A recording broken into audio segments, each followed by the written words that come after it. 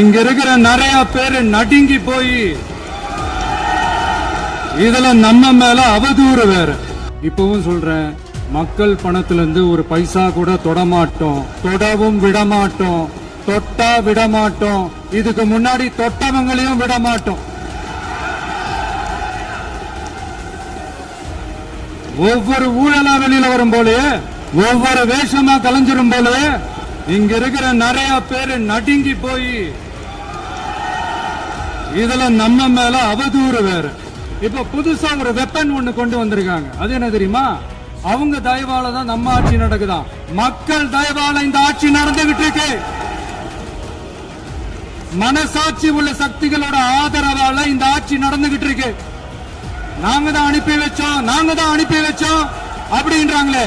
அனுப்பி வச்சவங்களுக்கு மினிஸ்ட்ரியில இடம் கொடுத்தா ஏன் கதறீங்க? ஏன் இவ்வளவு கோவம்? ஏன் இவ்வளவு கதறல்ஸ்? இதுல இன்னொரு முக்கியமான விஷயம், மார்க்சிஸ்ட் கம்யூனிஸ்ட் கட்சி நமக்கு ஆதரவு கொடுத்தது சுயேட்சையா எடுத்த முடிவுன்னு சொல்றாங்க. அதே மாதிரி இந்திய கம்யூனிஸ்ட் கட்சி நமக்கு ஆதரவு கொடுத்தது சுயேட்சையா எடுத்த முடிவுன்னு சொல்றாங்க. இதுல எங்க இருந்து நாங்க தான் அனுப்பி வச்சோம், நாங்க தான் அனுப்பி வச்சோம்னா புரியலையே. மக்களுக்கு நல்லா புரியும், எல்லாத்தையும் தெளிவா பார்த்துக்கிட்டு இருக்கிறாங்க.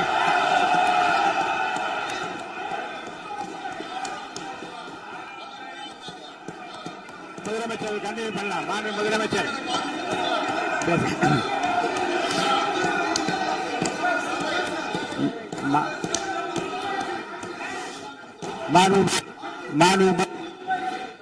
மாண்பு முதலமைச்சர் கண்டினியூ பண்ணலாம். நீ கண்டினியூ பண்ணலாம்.